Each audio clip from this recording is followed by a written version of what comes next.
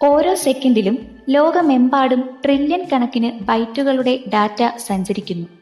ഇമെയിലുകൾ മുതൽ വീഡിയോ കോളുകൾ, സോഷ്യൽ മീഡിയ പോസ്റ്റുകൾ വരെ. ഇതെല്ലാം എങ്ങനെ സംഭവിക്കുന്നു എന്ന് നിങ്ങൾ എപ്പോഴെങ്കിലും ചിന്തിച്ചിട്ടുണ്ടോ?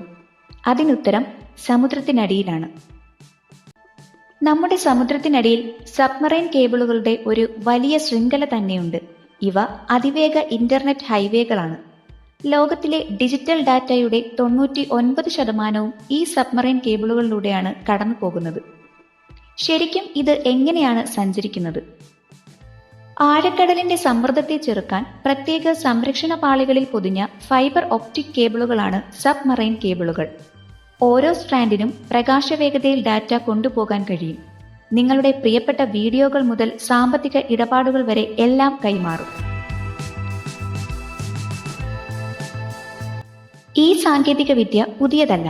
1858 വടക്കേ അമേരിക്കയെയും യൂറോപ്പിനെയും ബന്ധിപ്പിക്കുന്ന വിജയകരമായ ആദ്യ അറ്റ്ലാന്റിക് ടെലിഗ്രാഫ് കേബിൾ സ്ഥാപിച്ചു. അന്ന് ഒരു സന്ദേശം അയക്കാൻ 17 മണിക്കൂറോളം വേണ്ടിവരുമായിരുന്നു. ഇന്ന് സബ്മറൈൻ കേബിളുകൾ 1.2 ദശലക്ഷം കിലോമീറ്ററിലധികം വ്യാപിച്ചു കിടക്കുന്നു.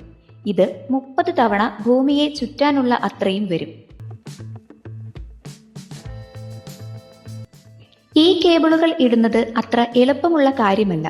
കൂറ്റൻ സ്പൂളുകൾ ഘടിപ്പിച്ച പ്രത്യേക കപ്പലുകൾ ഉപയോഗിച്ചാണ് സമുദ്രത്തിന്റെ അടിത്തട്ടിൽ ഈ കേബിളുകൾ ശ്രദ്ധാപൂർവം സ്ഥാപിക്കുന്നത്.